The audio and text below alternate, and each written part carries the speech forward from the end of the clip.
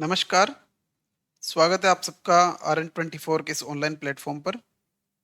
और अभी अपन जो है आरआरबी और नॉरसेट के लिए एक जो सीरीज़ चला रहे हैं, उसी सीरीज़ में एक और सेशन अपन ऐड करने वाले हैं। तो उसी सेशन का पहला क्वेश्चन आपके सामने है। Sengstaken Blakemore tube is used for the management of, यानी कि पूछा आपसे जा रहा है कि नीचे जो 4 ऑप्शन दिए गए हैं, उनमें से किसके मैनेजमेंट के लिए जो आप जो है सेंगस्टेकन ब्लैकमोर ट्यूब यूज़ करेंगे। ठीक है, तो जल्दी से एक बार ऑप्शन पे एक बार नज़र डालिए। कोरेसिव पॉइजनिंग के लिए यूज़ कर रहे हैं, वेरिसिल ब्लीडिंग के लिए, एस्पेक्सिया के लिए, या फिर टेंशन न्यूमोथोरिक्स के लिए आप इसको यूज़ करेंगे। तो बेसिकली ये अपन किसके लिए यूज़ करेंगे? अपन इसको यूज़ करेंगे सेंगस्टेकन ब्लैकमोर ट्यूब किसके लिए यूज़ कर रहे हैं? वेरिसिल ब्लीडिंग के लिए। ठीक है, आप किसको कह सकते हो? इसोफेजियल वेरिसेस, जो इसोफेजियल वेरिसेस, इसोफेजियल वेरिसेस जो है इसके लिए अपन इसको यूज़ करेंगे। ठीक है, अब इसोफेजियल वेरिसेस होता क्या है? इसोफेगस के जो लोअर वन थर्ड जो पार्ट है, या फिर lower one third of oesophagus जो है, वहाँ का जो ड्रेन है, वीनस ब्लड का जो ड्रेन है, वो कहाँ पे होता है? आपके पोर्टल वेन में होता है। ये कह सकते हो आप लीवर के एसेसरी जो वेन्स होती है उनमें होता है। ठीक है, और लीवर में किसी तरह की एबनॉर्मलिटीज हो सकती है, जैसे सिरोसिस हो गया, लीवर सिरोसिस हो गया, तो उस केस में जो है प्रॉपर उनका ड्रेन नहीं हो पाता, और वो जैसे वेरिकोज वेन में जैसे डायलेटेड हो जाती है वेन, वैसे जो है आपकी इसोफेगस की लोअर वन थर्ड इसोफेगस की वेन जो है डायलेटेड हो जाती है। और डायलेटेड के बाद कभी भी वो रप्चर हो सकती है, और रप्चर के दौरान जो ब्लीडिंग होती है उसको मैनेजमेंट के लिए अपन ये वाली ट्यूब यूज़ करते हैं। इस स्लाइड में जो है आपको समझ में आ रहा होगा। इसमें देखो इसमें 3 तो पोर्ट हैं। ठीक है, 1 2 3, ये सक्शन पोर्ट है।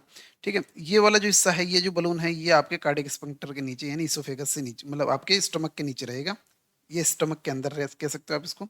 ये वाला जो बलून है वो one third lower one third जो आपका इसोफेगस है, lower one third of oesophagus जो है, वहां इसको इन्फ्लेट करके उस प्रेशर की वजह से जो है ब्लीडिंग को होल्ड करके रखेगा। ठीक है, चलिए नेक्स्ट स्लाइड पे। Next question is before you. The most common benign tumour of liver is, liver की जो most common benign tumour, tumour का पूछ तो ट्यूमर रहा है, बट कौन सी ट्यूमर है? बिनाइन है, मेलिग्नेंट की बात अपन नहीं कर रहे हैं। तो कौन सा होगा? मोस्ट कॉमन हो जाएगा आपका हेमी एंजियोमा। क्या हो जाएगा? Hemi angioma. अब जो रिमेनिंग ऑप्शंस हैं, these are not correct. Adenoma नहीं हो सकता, हाइपरप्लेजिया नहीं हो सकता, और एंजियोमायो लाइपोमा भी नहीं हो सकता है। ठीक है, तो मोस्ट लीवर से अगर कोई सवाल आता है तो सबसे पहले ये सवाल आपसे पूछा जाता है। ठीक है, तो आपको याद रखना है सबसे मोस्ट कॉमन कौन सा है benign tumour? Hemangioma. Next question जो आपके सामने है, हो सकता है ये क्वेश्चन आपने पहले पढ़ा है, नहीं पढ़ा, एक बार आपको थोड़ा सा देखना है। ई फास्ट क्या होता है? आपसे पूछा क्या जा रहा है? Which one of the following statement is correct regarding E fast in trauma. जो इमरजेंसी होती है किसी भी हॉस्पिटल की, जो ठीक कैटेगरी के जो हॉस्पिटल होते हैं उनकी जो इमरजेंसी होती है, उनमें जो ई फास्ट होता है वो क्या होता है? तो आपको इतना ध्यान रखना है, ई फास्ट पहले फास्ट होता था, अब उसको थोड़ा और अपग्रेड करके पढ़ने क्या बना दिया है? ई फास्ट बना दिया, यानी एक्सटेंडेड फोकस्ड। क्या है? Extend focused assessment with sonography in trauma, यानी सोनोग्राफी की मदद से जो है एक्सटेंडेड फोकस असेसमेंट अपन जो पेशेंट का करते हैं जो सीधा इमरजेंसी में आ रहा है। अब इसमें अपन क्या चीज असेस करते हैं ये आपसे पूछा गया है, मतलब इस ई फास्ट के दौरान अपन क्या चेक करते हैं, क्या असेसमेंट अपना रहता है। तो पहला ऑप्शन आपके सामने, it is a technique to assess the free fluid in the abdominal cavity only. केवल एब्डोमिनल कैविटी के फ्री फ्लूइड को असेस करने के लिए कर रहे हैं क्या? दूसरा ऑप्शन आपके सामने है, it is a technique to assess the free fluid in abdominal cavity, thoracic cavity, in pericardium. क्या इसके लिए कर रहे हैं क्या? It is a technique to assess free fluid in pelvic cavity, और technique to assess free fluid in pleural cavity. तो किसके लिए कर रहे हैं अपन इसको? आपको तीनों ही कैविटी के अंदर देखना है, कहाँ का? एब्डोमिनल कैविटी, थोरेसिक कैविटी और पेरिकार्डियम। इनमें कहीं पे भी अगर फ्री फ्लूइड अगर कलेक्टेड है, तो उसके असेसमेंट के लिए अपन जो ई फास्ट करते हैं। ठीक है, तो याद रखना पहली चीज ई फास्ट की फुल फॉर्म और ई फास्ट में करते क्या है वो एसेंशियल है, और ये क्वेश्चन आपको कभी भी देखने को मिल सकता है। ठीक है, नेक्स्ट स्लाइड पे आ जाओ। पूछा आपसे क्या जा रहा है? A patient with head injury with a Glasgow coma scale, GCS जो है उसका स्कोर 10 है। तो किस लेवल की इंजरी है उस पेशेंट को? माइनर इंजरी है, मॉडरेट है, माइल्ड है, या फिर सीवियर है? ठीक है, तो अब आपने देखा होगा कि मिनिमम स्कोर कितना है? 3। मैक्सिमम स्कोर कितना है? 15। ये तो इसका फिक्स है। ठीक है, ये जीसीएस का नॉर्मल स्कोर है, इससे मतलब ये लिमिट है इसकी। तो 3 to 8, ठीक है, 8 to 12, और 13 to 15, this is mild, moderate and severe. ये जो स्कोर है इसके अकॉर्डिंग जो है अपने इसको रेंज दी है।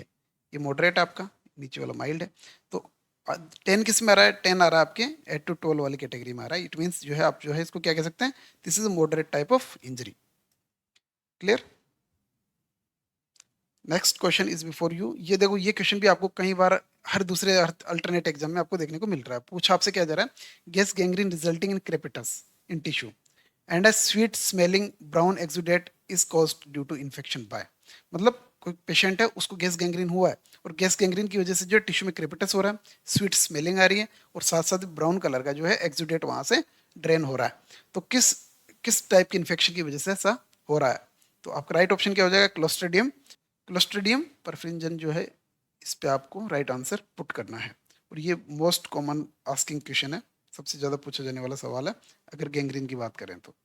ठीक है, नेक्स्ट क्वेश्चन आपके सामने, which of the following are the clinical feature of molar pregnancy. Molar pregnancy का मोस्ट कॉमन फीचर आपसे पूछा जा रहा है। तीन ऑप्शन आपके सामने दिए गए, history of amenorrhoea, vaginal bleed, उसके साथ साथ जो है सेकंड ऑप्शन में आपको क्या दिया गया, patient has excessive vomiting, and third is the history of expulsion of grapes like vesicles. जो है वेजाइना से जो है किस टाइप के वेसिकल, ग्रेप्स लाइक यानी अंगूर के जैसे जो है वेसिकल जो है उसको एक्सपल्जन होते हुए दिखाई दे रहे हैं। तो कौन कौन सी चीजें वहां पे हो सकती है, कौन कौन सी इस फाइंडिंग में क्या क्या मिल सकता है? All the options are correct. ठीक है, वेजन ब्लीडिंग आपको देखने को मिलेगी, एमनोरिया देखने को मिलेगा, एक्सेसिव वोमिटिंग भी देखने को मिलेगा, और ग्रेप्स लाइक जो है जो वेसिकल है उसका एक्सपल्जन भी आपको यहाँ पे देखने को मिलेगा। यानी कि आप कह सकते हो option 1, 2 and 3 all are correct. ठीक है, तो किस ऑप्शन पे जाएंगे अपन, ऑप्शन थर्ड पे। नेक्स्ट क्वेश्चन आपके सामने है, first stage of labour starts from. ये आपको सबको आई थिंक पता होगा। लेबर की फर्स्ट स्टेज कहाँ से शुरू होती है? जैसे जैसे पेन की स्टार्ट होता है, ट्रू लेबर पेन से लेकर full dilation of the cervix. ठीक है, ये फर्स्ट स्टेज में होता है। तो ये ऑप्शन आपको कहाँ दिखाई दे रहा है, the onset of true labour pain and the ends with the full dilation of the cervix, यानी ऑप्शन सी जो है आपका राइट ऑप्शन हो जाएगा। फर्स्ट में full dilation of cervix, expulsion of the foetus, यानी इसने फर्स्ट और सेकंड दोनों कवर कर लिए। ठीक है, मैटरनल बियरिंग डाउन एफर्ट, तो बियरिंग डाउन एफर्ट जो है कब से स्टार्ट हो जाते हैं, इन द सेकंड स्टेज। ठीक है, थर्ड में क्या हो जाएगा, मतलब फोर्थ में क्या लिखा हुआ है, the formation of bag of water. ठीक है, मतलब सेकंड स्टेज में होता है, बट केवल एक लिमिटेड टाइम के लिए हो रहा है, तो पूरी स्टेज इसमें कवर नहीं हो रही। यानी राइट ऑप्शन अपना क्या हो जाएगा, फुल ट्रू लेबर पेन से लेकर full dilation of the cervix. Next question आपके सामने है, the expected outcome of government of India initiative Suman. Government of India ने अपना एक इनिशिएटिव चला रखा है जिसका नाम है सुमन। सुरक्षित, सुमन की फुल फॉर्म है सुरक्षित मातृत्व आश्वासन। क्या है, सुरक्षित मातृत्व आश्वासन। एस यू से सुरक्षित लिया है इन्होंने, एम से मातृत्व लिया है, और ए एन से आश्वासन लिया है, सुरक्षित मातृत्व आश्वासन स्कीम। इसमें अपन ने क्या लिखा है कि zero preventable maternal and newborn death. Neonatal कह सकते हो, न्यूबॉर्न कह सकते हो। तो जीरो प्रिवेंटेबल मतलब जिसको रोका जा सकता है, वैसी कोई डेथ नहीं होनी चाहिए, ना तो मैटरनल होनी चाहिए, नहीं न्यूबॉर्न की होनी चाहिए। ठीक है, जो नॉन प्रिवेंटेबल को तो कोई नहीं रोक सकता, पर जो प्रिवेंटेबल है उनको तो हमको जीरो, उसका स्कोर जो है, उसकी जो डाटा है वो जीरो होना चाहिए। ये गवर्नमेंट ऑफ इंडिया का चलाया गया स्कीम है, और ये क्वेश्चन कभी आपसे पूछा जा सकता है, क्योंकि ये जो ministry in health and family welfare का भी एक ड्रीम प्रोजेक्ट है।